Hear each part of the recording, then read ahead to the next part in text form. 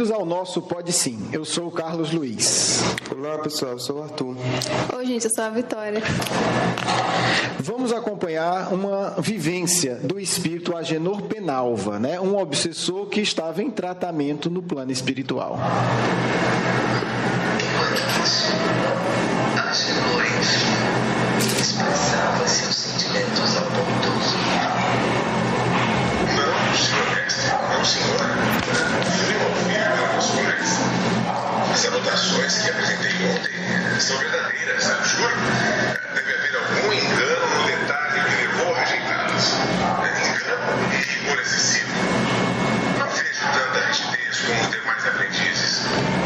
Por que sou tão perseguido?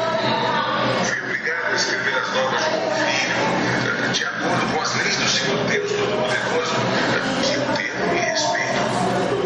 Agora que aqui, mais uma vez, eu as estude para amanhã, expor minhas lembranças em torno da minha condição de filho, teria que escrever mais e mais páginas do diário, confrontando-as com aquelas normas. Mas não entendo. Se já estou convicto do que vem afirmando em minhas anotações, por que um trabalho tão cansativo? Bem, Arthur, explica pra gente aí o que é que aconteceu antes, o que é que estava acontecendo aí nesse diálogo. Bom, o espírito Olivier Guzman, que é o diretor lá de um departamento lá de auxílio aos suicidas, né? Estamos falando da colônia de socorro Maria de Nazaré aos suicidas, certo? Ele aparece pro Agenor lá na torre, né? No departamento que atende esse tipo de espírito, e ele vai oferecer um outro tipo de tratamento, que já é o tratamento voltado para a lembrança de vidas passadas. O que o Agenor está falando é que ele estava já num tratamento, né? Que era escrever sobre... Que não estava dando... E ele estava enrolando. Ele estava enrolando. Justamente o áudio é mostrando ele... Dizendo que não estava enrolando. Que não estava enrolando, dizendo que as anotações dele ele faz todos os dias e que ele tem refletido. Só que os espíritos veem tudo, né? E ele estava lá há mais de 30 anos nesse mesmo tratamento e não vinha tendo resultado. Então, os espíritos, com toda a autoridade, né, dada a eles, foram apresentar um tratamento mais duro, né, pro Agenor, e ele se mostrava recuado para esse tratamento. Quem escuta acha que ele é vítima, né? Acha que ele tá sofrendo ali algo ruim. Então, esse é o início, e aí ele vai fazer um tratamento de regressão de memória no plano espiritual. O detalhe é o seguinte, né? O Agenor foi assassino, né? Foi suicida, foi um sedutor e depois que desencarna é um obsessor e chefe de uma falange que induzia as pessoas ao suicídio. Como o espírito fica viciado em se iludir. Em fugir também. Em fugir, né? Técnicas de fuga. E aí a regressão em si vai fazer ele regredir, né? Ele vai descrever a sala. Esse capítulo é bem interessante. Se você não leu o livro, pode ler esse capítulo, vale a pena, né? Escutando o Pode Sim, você vai conseguir entender. E aí o Camilo Castelo Branco vai descrever a sala, o ambiente que ele está. Eu vou fazer um resumo rápido. Ele é levado para uma sala, senta numa cadeira e é colocado uma espécie de uma fita, né, na cabeça dele, uma fita magnética, e essa fita ela vai projetar numa tela as lembranças da última existência dele. Esse é o Agenor. O Agenor vai ser sentado, o Agenor que está em tratamento, é o obsessor, na verdade, é o obsessor e suicida. Então, o mentor responsável, né, pelo tratamento dele leva ele para essa sala e diz: olha, você agora vai ter que regredir e ver como é que foi a sua existência. E ele recua, ele fica no cantinho da sala quando ele primeiro pode. Ele diz que não precisa, né, que ele tá bem, que não sei o quê. Quando ele vê que não convence, né, ele foge, vai pro canto da sala e diz: não vou. Aí... E aí chega a hora que o Agenor ordena, né, ele escuta ele é mais tudo. Autoritário nessa hora.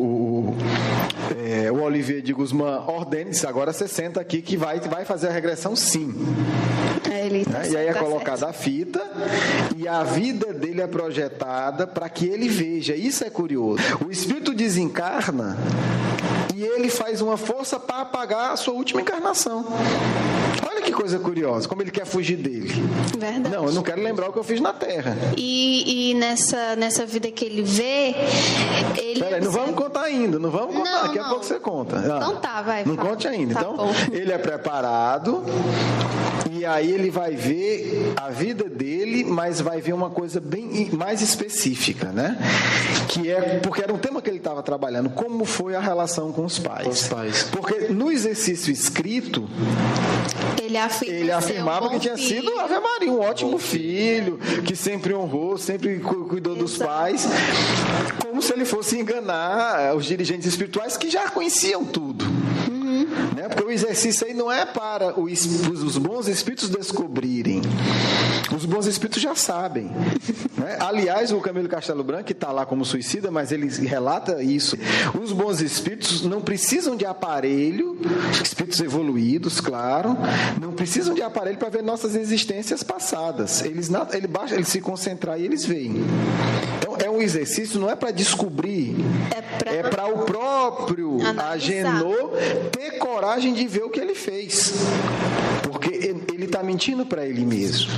Exato, e mente para os outros também. E aí, né, consequentemente, na hora que diz, escreva como é que foi sua vida em família, você lê a descrição e você chama, foi maravilhoso, né? O capítulo começa com um título assim, capítulo 2, Arquivos da Alma, e bem aqui no cantinho tem, honrai vosso pai e vossa mãe. Você já tira o resto do capítulo. É interessante que depois que ele fala, né, que foi um bom filho e tudo, e começa a contestar o Guzman, o Espírito responde assim para ele: foste bom filho para teus pais, dizes, tanto melhor nada deverás temer ante a evocação desse passado. Pô, como que você só vai ver coisa boa, meu filho, você não foi bom, então? Assim, né, por que está temendo a regressão se você está afirmando que você vai ver coisa boa, né? Vai lhe fazer bem. Vitória, qual foram as coisas boas ou não boas que o Agenor viu? Conte pra gente. Coisa boa, assim, eu não sei o que foi. Eu não vi coisa boa. Como é que foi a relação dele com os pais? Resuma aí pra gente. Bom, ele de pequeno, ele vivia numa fazendinha simples com os pais dele trabalhavam no campo, e ele começou a trabalhar no campo também, mas os pais deles viram que essa não era a vida que ele gostava, né, que ele queria, e ele se sentia envergonha da situação dele. Muitas vezes ele foi cruel como criança em relação aos pais, como filho em relação aos pais. Isso tem escrito que ele mesmo criança ainda criança, com 5 anos, né? Porque ele começa a ver com 5 anos. Exato, pelo relato. Como é cruel. Ele já... Exato. E os pais dele fizeram todo o sacrifício para colocar ele num sacerdócio. Ele foi e tal, e acabou que ele saiu disso e foi ser militar. Continuou no mesmo país que ele estava, na Espanha. E foi seguir a carreira militar e melhorou de vida, né? Bastante. E eu sei que ele acaba, digamos assim, deportando a mãe dele para Portugal. Primeiro o pai dele morre. O pai dele fala, ele não vai ver o pai dele. Ele não dá atenção. A mãe dele fica muito, muito mal mesmo, manda cárcere. Pobre, abandonada. Exato. E ele começa a ter vergonha da família, né? Exato. Começa não, continua, né? E aí agora que a mãe precisa, ele é solicitado, porque antes ele esquecia, mas o pai dele estava cuidando, né? Exato. E a mãe dele fica pobre e já está idosa, não ia continuar num trabalho no campo, que é um trabalho bem pesado. E ele acaba fazendo a mãe dele para Portugal, porque ele não queria nem encontrar com ela, nem que os outros soubessem que a origem dele era mais humilde. Mas ainda nisso ele foi cruel, né? Porque ele sequer se preocupa em colocar ela numa situação minimamente confortável em Portugal. Porque lá ela fica solta, né? Na rua. Não, ele despacha ela para lá para ir atrás de um parente, simplesmente ela não encontra o parente e fica na rua. E vira mendiga. E ela manda cartas para ele, o pessoal que acolhe... O pessoal acolhe e manda uma carta para ele avisando e ele não responde absolutamente nenhuma dessas cartas. Nenhuma. Pronto, então essa é a situação espiritual do Agenor Penalva, né? E isso é interessante, porque isso ele não apenas vê na tela, mas ele começa a sentir o remorso. Começa a sentir tudo de novo. E é interessante que o Camilo, que também está ali, né, ainda em recuperação, não entende bem a postura dos espíritos superiores, mas ele relata, quer dizer, os espíritos superiores permitem que ele sinta a angústia e o remorso. Porque você nota que o Camilo queria era, no fundo, vamos lá socorrer, né? Ele está chorando, não. Ele começa de um modo e termina de outro pensamento, que ele tá tão bem e tal. Aí quando começa essa parte, ele, vixe Maria. E ele quer que os espíritos, né? Tipo, o desejo dele é que faça parar para ele não sofrer. Quando os espíritos superiores dizem não, ele precisa ver isso. Vamos ver o que é que o livro dos espíritos diz sobre isso, né? Tem várias questões que tocam nesse assunto, mas eu separei aqui uma bem específica, que chama conhecimento de si mesmo. É a 919 e a 919A. A pergunta é a seguinte: qual o meio mais eficaz para se melhorar nessa vida, Kardec está falando da vida encarnada, e resistir ao arrastamento do mal? Resposta: um sábio da antiguidade já vos disse, conhece-te a ti mesmo. Sócrates, né, no caso? Exato, ele está se referindo a Sócrates, mas é interessante entender que essa frase não é de Sócrates. Sócrates divulgou. Essa frase, ela está no oráculo de Delfos, que era um oráculo, né, super respeitado, que Sócrates ia lá, inclusive, se orientar com os espíritos mais evoluídos ainda que ele, e lá no portal do oráculo tinha essa frase. E aí ele entende isso. Na 919A, os espíritos vão desenvolver essa resposta. Eu vou ler apenas o segundo parágrafo, porque é uma questão muito rica e certamente a gente vai usar ela em outros programas. O conhecimento de si mesmo é, portanto, a chave do melhoramento individual. Vamos pegar só essa frase primeiro. Por que os espíritos superiores estão forçando, né, o Agenor a lembrar do passado dele? Para que ele tenha consciência de si. Exatamente. Ele a gente só vai crescer à medida em que reconheça os próprios erros. Enquanto o indivíduo fica criando uma série de ilusões sobre ele, ele não cresce. E o mais curioso, você vai dizer, mas esse Agenor é um sujeito esquisito demais. Não é. Porque o que ele reproduz é um extremo de um comportamento que é comum da Terra. Verdade. Quantos de nós encontramos nas experiências mediúnicas espíritas que depois de ouvir um espírito dizendo você me prejudicou, me matou, fica totalmente espantado. Se ele está muito espantado porque um dia prejudicou alguém, é porque ele acha que ele sempre foi anjo, né? É verdade. Ele tem a ilusão que nunca matou ninguém. Ele tem a ilusão que nunca mentiu para ninguém. Ele acha que nos últimos 5, 6 milênios ele nunca, né, cometeu um ato desonesto. Porque quando chega alguém falando, é um choque. E aí o interessante é a gente avaliar isso, o grau de ilusão que a gente cria sobre a gente mesmo. Qual é o problema? O problema é que a gente não cresce espiritualmente. Eu vou ler aqui um pouquinho mais do segundo parágrafo, né? Mas direis, como julgar a si mesmo? Não se terá a ilusão do amor próprio, que atenua as faltas e as torna desculpáveis? É o caso, né? O avaro se julga simplesmente econômico e previdente, né? O sujeito apegado ali, não, mas eu sou econômico, eu não sou apegado. O orgulhoso se considera tão somente cheio de dignidade. É igual, todo mundo tem a sua discussão. Não, isso aqui não é orgulho, isso aqui é dignidade, né? Isso aqui não é apego, isso aqui é... Tudo isso é muito certo, mas tendes um meio de controle que não vos pode enganar. Quando estáis indecisos quanto ao valor de uma das vossas ações, perguntais como as avaliareis se tivesse sido praticado por outra pessoa. Isso. Se alguém tivesse feito com outra pessoa o que eu fiz com a minha mãe, o que é que eu diria dele? Eu diria que é um bom filho? Não. Se censurardes em outros, ela não poderia ser mais legítima em vós, porque Deus não usa de duas medidas para a sua justiça.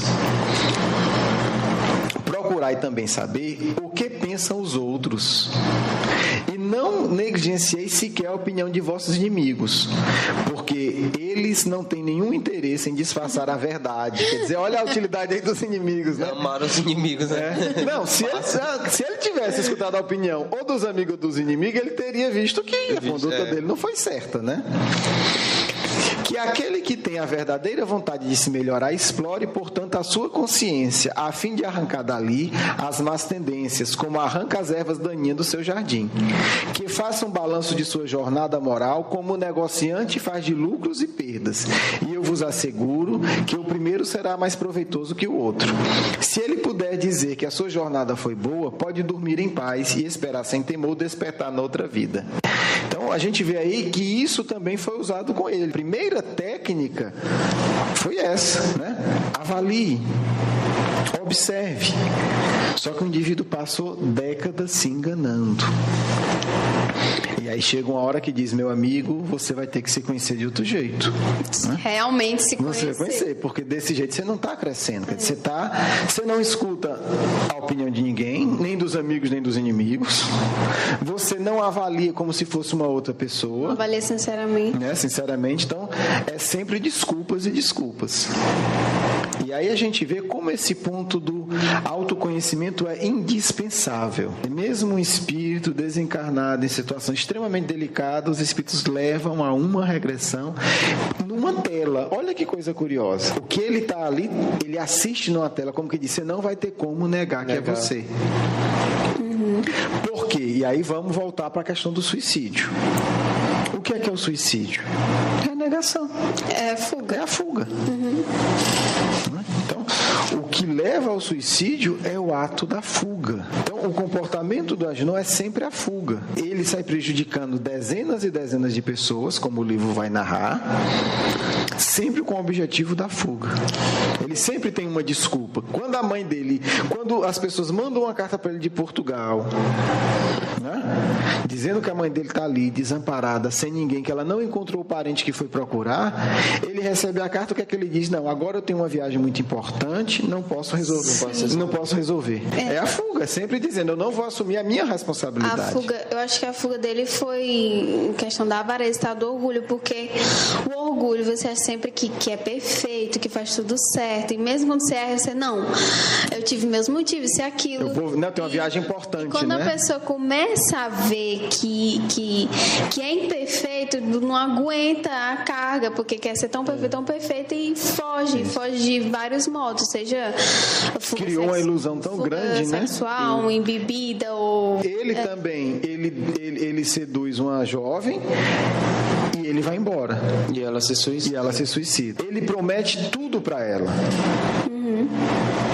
E depois abandona, vai para os Estados Unidos. E ela se suicida. Tem uma vida cheia de fugas, né? Cheia de fugas. Fugas emocionais, fugas da origem dele, fuga da realidade da família. Fuga de tudo. E no final das contas ele também foge se matando. E aí a gente vê que tem esse ponto central, né, nessa personalidade. E que todos nós, em alguma medida, também temos. É importante dizer isso. Senão o programa vira fuga também, né? Estamos falando do obsessor Agenor. Nós somos os santos. Então, é importante entender isso. Em que medida nossa vida também não é de fuga, né? Tem a fuga extrema do suicídio, mas tem a fuga extrema, como ele também faz, da sexualidade. Quer dizer, eu vou arranjar um relacionamento que vai fazer todos os meus problemas sumirem. Óbvio que vai fazer, durante um período muito curto de tempo. E eu acho que essa é a moral, né, pra gente poder refletir num programa como esse. Que fugas é que a gente vem alimentando, sabe? Parar, como tem, né? Conhece a ti mesmo, sentar, relaxar, parar, pensar em que eu tô fugindo e como é que tá sendo a minha reação, o meu emocional diante dessas minhas fugas, né? Então, uma moral para que a gente possa botar para frente e botar em prática. Sim, tem até a fuga no trabalho mesmo e fuga intelectual, tipo, tô estressada, aconteceu acontecer uma coisa ruim, ou me disser algo ruim, eu vou ler, vou fazer alguma coisa. O que vai diferenciar a intenção, né? Se você vai ler para uma coisa elevada para se refazer, tudo bem. Mas se você vai virar um pseudo-intelectual ou um intelectual para fugir da vida, aí é complicado, né? Então uma coisa é um momento de refazimento, outra coisa é uma postura de vida. E aí, fazendo a autocrítica, tem muita fuga dentro do espiritismo, né? Muita gente que estuda muito o espiritismo para falar, não para viver. É também uma fuga. Sim. Né? Muita gente que nas reuniões mediúnicas não querem socorrer os espíritos mais necessitados. Para quê? Para não ver a própria necessidade. Então, a gente vê, existem várias reuniões mediúnicas que incomoda. Quando chega um espírito de um suicida para ser socorrido, as pessoas ficam incomodadas. Quando chega um espírito mais agressivo, as pessoas ficam incomodadas. Por quê? Porque elas não querem se ver ali. De certa forma se identificam. Se identificam, ou vê que estão cometendo os mesmos erros, ou vê que elas não têm aquela elevação que elas acham que têm. Porque é muito fácil um espírito que não tem muito problema, você chega e diz, meu irmãozinho, vai em paz, e o espírito é socorrido, porque a necessidade dele não é grande. Quando vem os espíritos realmente necessitados, ou os nossos próprios obsessores, a gente começa a reconhecer o limite. A gente vai conversar com o espírito e a gente diz, meu Deus, se o coordenador mediúnico, se o guia espiritual da reunião não vier, eu não tenho como dar conta. E aí a gente também tem que começar a reconhecer o quê? Que nós temos limites. Sem o amparo espiritual ali direto, nós não teríamos nem como conversar com aquele espírito mais complicado. Então, tudo isso são coisas que nós temos que estar atentos. Só que a gente não diz isso, né? A gente diz, não, a reunião aqui é tão evoluída que não pode vir espírito violento. Então a gente vai criando, né? Quando chegar no hospital vai ter que fazer a redaçãozinha. A redação é igual a do Agenor. E se não fizer, vai regredir igual o seu Agenor para ver que estava mentindo. Então é interessante essa lição, porque o Agenor, ele é um caso mais extremo, mas não é diferente da nossa realidade. Né? E muitas vezes a mediunidade ela serve para isso. Para a gente enxergar os nossos defeitos, enxergar os nossos limites, né? Enxergar a nossa necessidade de crescer ainda, os nossos erros. Sim. Ouvir os nossos erros, ouvir os nossos, né? Porque a gente chama obsessor, mas o que a gente chama obsessor normalmente são os espíritos que nós prejudicamos. Então, na verdade, ouvir as nossas vítimas. Exato. Então, os nossos parceiros também. Ou os nossos amigos do passado. Exato. Aqueles que nós éramos pirata, matando todo mundo e saqueando. Aquele que nós fomos lá nas cruzadas tocar fogo na casa dos outros. Então, muitas vezes a mediunidade é bloqueada porque as pessoas têm medo. Não querem lidar com as suas feridas porque vivem na ilusão. Não, eu sempre fui iluminado. Ela não diz isso, mas pensa. Por que a gente sabe isso? Porque quando vê uma realidade dessa, a pessoa desmonta. Então, é um alerta, né, para mim e para todos nós. E acaba tentando se recuperar com coisa que nunca vai preencher a pessoa. Exatamente. Bem, pessoal, essa foi a nossa reflexão, aí pegando o caso do Agenor Penalva. Né? Vamos agora nos preparar para a nossa segunda etapa, a mensagem dos amigos espirituais. Vamos fazer uma prece, ler um trecho do Evangelho e dar o espaço, né, para as reflexões da nossa equipe também, né, a parte desencarnada que coordena o trabalho. Mestre Jesus, que Tu possa nos amparar nesse momento de comunicação com os Espíritos, que possamos entender e compreender a Vossa mensagem e os Vossos ensinamentos. Nos ampara hoje e sempre com Tua paz e o Teu amor. Que assim seja. Assim seja. Amar ao próximo como a si mesmo, o maior mandamento.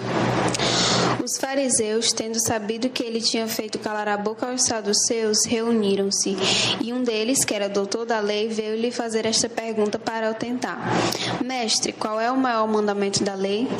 Jesus lhe respondeu: Amareis o Senhor vosso Deus de todo o vosso coração, de toda a vossa alma e de todo o vosso espírito.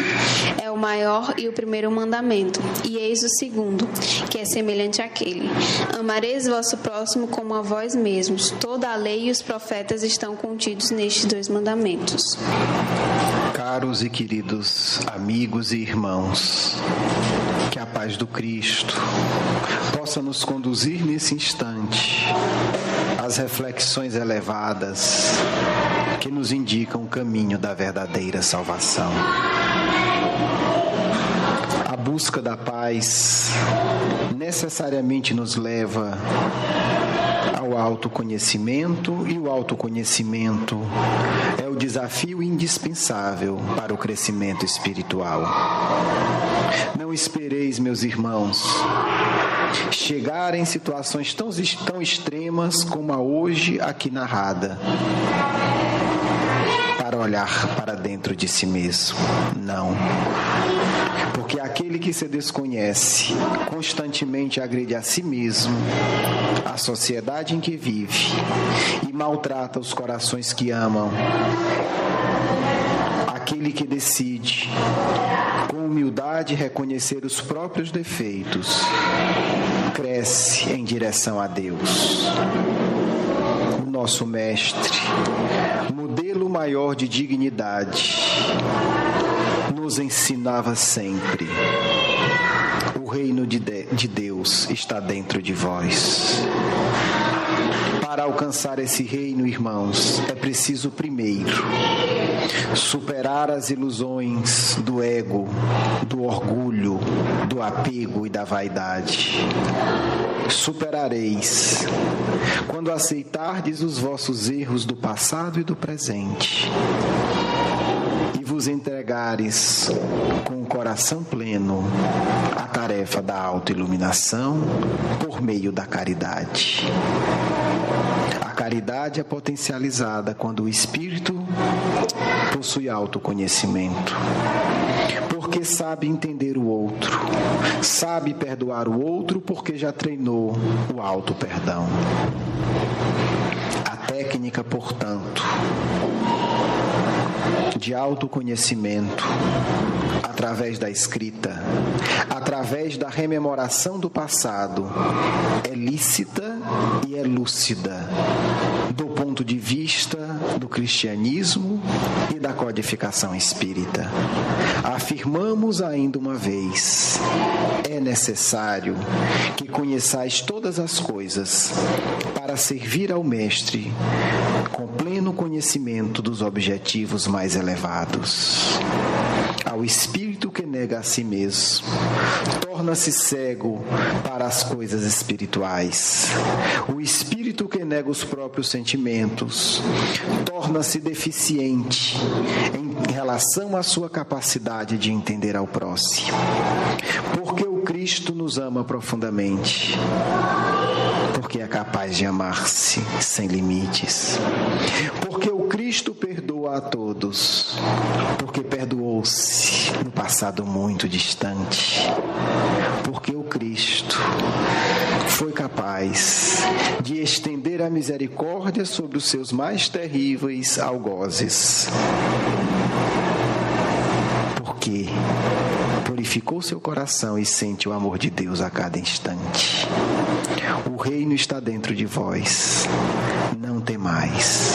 Buscai abnegadamente reconhecer as vossas limitações, sem o drama, que também é fuga, mas com a disposição corajosa de perdoar-se e amar-se. E como um movimento consequente, perdoar e amar a todos. São os votos de vosso amigo. Muita paz.